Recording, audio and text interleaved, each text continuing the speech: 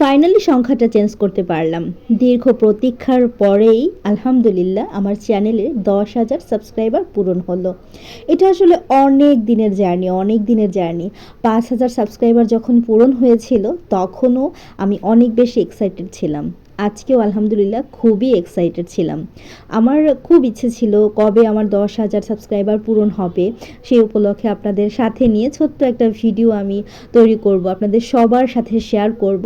দীর্ঘ প্রতীক্ষার ফল আল্লাহ পাক রাব্বুল আলামিন আমাকে সেই সুযোগটুকু করে দিয়েছিলেন। দীর্ঘদিন বিরতিতে ছিলাম, দীর্ঘদিন ভিডিও ঠিকভাবে দিতেও পারিনি। তবে সম্পূর্ণ কৃতিত্ব, সম্পূর্ণ ক্রেডিট হচ্ছে আপনাদের। আপনারা ছিলেন বলেই হয়তো বা আমার এটা সম্ভব হয়েছে। আমি জানি অনেকের কাছে 10,000 সংখ্যাটা অনেক তুচ্ছ, অনেক তুচ্ছ। তবে আমার কাছে বিশ্বাস করুন, আমার কাছে মনে হচ্ছে 10 লক্ষ পরিবারের একটা সদস্য হয়েছে আমার। যাই হোক, দোয়া করবেন। আপনাদের দোয়া ভালোবাসা নিয়েই তো সামনের দিকে এগিয়ে যেতে চাই। আপনাদের দোয়া, সাপোর্ট, ভালোবাসা পেলে হয়তো বা এই 10,000 সংখ্যাটা একটা সময় 10 লাখের পরিবারে রূপান্তর হবে। যাই হোক, সেই উপলক্ষে বাচ্চাদেরকে ট্রিট দিব বলেছিলাম। 5,000 যখন সাবস্ক্রাইবার হয়েছিল তখন আপনাদের ভাইয়া আমাদেরকে কেক কেটে খাইয়েছিল। তো এবার আর কেক কাটা হয়নি, বাচ্চাদের আবদার ছিল তাদেরকে ট্রিট দিতে হবে, তাদেরকে রেস্টুরেন্টে নিয়ে খাওয়াতে হবে। আসলে সেটা তো কোনোভাবেই সম্ভব না, ওরা যেহেতু অসুস্থ, ওদেরকে নিয়ে বাইরে যাওয়া খুব বেশি ডিফিকাল্ট হয়ে যায় আমাদের জন্য।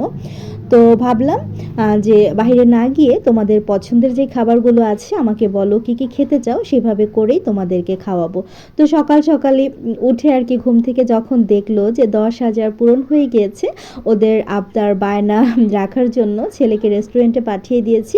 আমাদের এইখানকার ফেমাস একটা রেস্টুরেন্ট হচ্ছে দক্ষিণা কিচেন।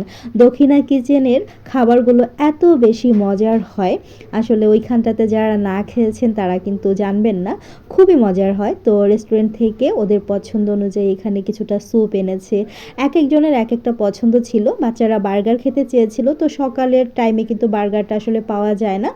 তো বলেছি বার্গারটা অন্য এক সময় খাওয়াবো, এখন তোমরা যেটা পাচ্ছ বা পাবে তার মধ্যে হচ্ছে সিলেক্ট করে ফেলো। তো নিহারি, নান রুটি, চিকেন ঝাল ফ্রাই। আর দক্ষিণা কিচেনের সবচাইতে মজার একটা সবজি আছে, এটা দিয়ে সকালে রুমালি রুটি বা নান রুটি পরোটার সাথে খেতে ভীষণ ভালো লাগে। তো যাই হোক, বাচ্চাদের পছন্দের খাবারগুলো নিয়ে এসেছি, সেই সাথে কোল্ড ড্রিঙ্কসটা নিয়ে টেবিলটাকে সুন্দরভাবে একটু সাজিয়ে নিলাম। তবে খুব বেশি মিস করছিলাম আমার প্রিয় যত আপুরা আছেন, সব ভালোবাসার আপুদেরকে। আপুদের সবাইকে নিয়ে যদি এইভাবে করে জাস্ট একটু সব কিছু শেয়ার করতে পারতাম, আমার কাছে ভীষণ রকম ভালো লাগতো। আপনারা হয়তো বা অনেকেই বলবেন একটু বেশি ন্যাকামি করে ফেলছি, এটা আসলে সত্যি কথা বলতে ন্যাকামি না। আমার চ্যানেলে যেদিন ফার্স্ট একজন সাবস্ক্রাইবার হয়েছিল, 1 থেকে 10 জন হয়েছিল, তখনও আমার কাছে অনেক বেশি ভালো লেগেছিল, এরকম আনন্দ আমি ফিল করেছিলাম। তো যাই হোক, বাচ্চাদের সকালে ব্রেকফাস্টে শেষ করে ওদের জন্য আমি এখানে একটু ম্যাঙ্গো স্মুদি বানাচ্ছি, আর যার জন্য হচ্ছে ম্যাঙ্গো পিউরিটা নিয়ে নিয়েছি। তারপর কিছুটা পরিমাণ চিনি দিয়ে দিলাম। এরপর এর মধ্যে আমি আগে থেকে জাল করে রাখা লিকুইড দুধ দিয়ে দিচ্ছি। এটা আমি ফ্রিজে রেখে ঠান্ডা করে নিয়েছিলাম। এই স্মুদিটা না অনেক বেশি মজার হয় খেতে, বাচ্চারা ভীষণ পছন্দ করে। ওদের পছন্দের জুস জারগুলো বা জুস যে গ্লাসগুলো ছিল সেগুলোতে করে হচ্ছে আমি ম্যাঙ্গো জুসটা বা ম্যাঙ্গো স্মুদিটা ওদেরকে দিয়ে দিচ্ছি।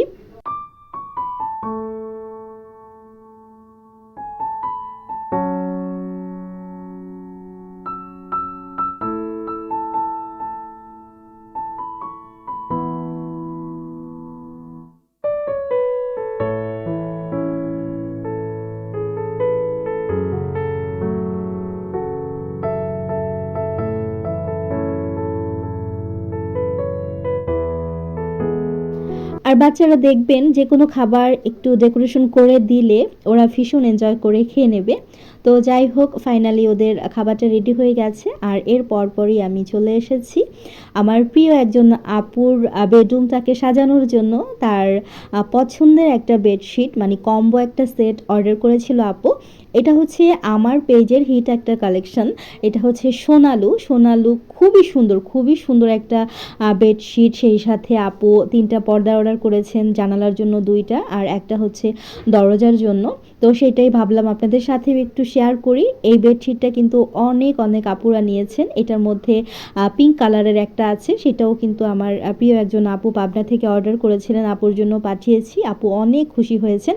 আমি কিন্তু আমার চ্যানেলে ছোট্ট একটা শর্টসও শেয়ার করেছি।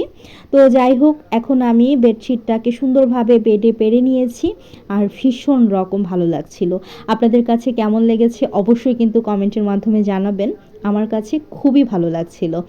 আর এই কালারটা সত্যি অনেক বেশি সুন্দর। এটা আসলে ক্যামেরায় কতটা বোঝা যায় আমি জানি না, বাস্তবে অনেক অনেক বেশি সুন্দর।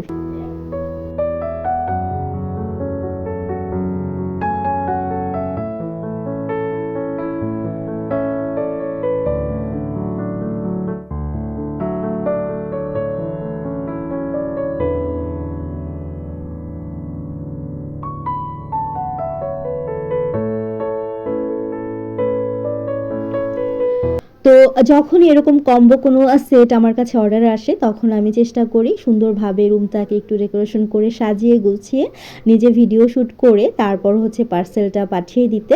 আলহামদুলিল্লাহ পার্সেলটা কিন্তু ডেলিভারি হয়ে গেছে। এরপর সন্ধ্যার পর একটু ছাদে গিয়েছিলাম। আর ছাদে সেদিন আপনাদের সাথে আমি শেয়ার করেছিলাম বৃষ্টির মধ্যে রেইন লিলির অনেকগুলো কলি বেরিয়েছে। এগুলো না একদম এই যে দেখুন কলিগুলো এত সুন্দরভাবে ফুটেছিল। আমি আসলে সারাদিন ব্যস্ততার কারণে ছাদে যেতে পারিনি। তো খুব আনচান করছিল মনটা ছাদে গিয়ে একটু দেখব। এই মুহূর্তগুলো আমার ভীষণ ভালো লাগে। তো সাথে সাথেই হচ্ছে আমার পাশের আপাকে নিয়ে তার মেয়েকে নিয়ে ছাদে চলে গেছি। আর সেখানে গিয়ে দেখলাম আর খুবই ভালো লেগেছে। অন্ধকারের মধ্যে না অনেক বেশি ভালো লাগছিল। আর পুঁইশাকগুলো মাশাআল্লাহ এত বেশি সুন্দর হয়েছে, আর কয়েকদিন গেলেই হয়তো আমি কেটে খেতে পারবো। এখানে আবার ধুন্দুল গাছেও দেখলাম ফুলের সাথে ধুন্দুলও বেরিয়েছে।